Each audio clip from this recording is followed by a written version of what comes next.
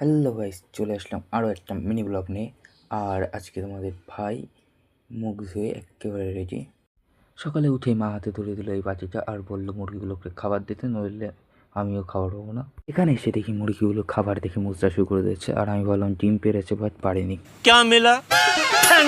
ডিম না পেয়ে হতাশ হয়ে আমি ভাবলাম যে একটা গল্পের বই পড়া যাক।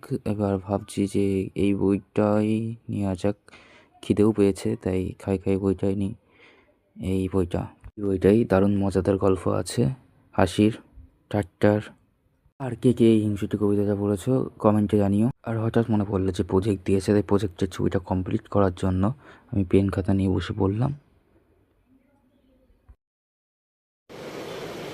আচ্ছা, প্রজেক্টটাও আমার কমপ্লিট হয়ে গেছে, আর এদিকে খিদেও পেয়েছে, তাই বাড়িতে বানানো রেডিমেড দই নিয়ে বসে বললাম।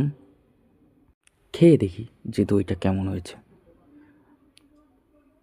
দইটা বেশ মোটামুটি ভালোই লেগেছে। বাড়ির রেডিমেড দই এর থেকে কত ভালো হয়। আর এরকম আরও ইন্টারেস্টিং মিনি ব্লগের জন্য তোমরা সাবস্ক্রাইব করো।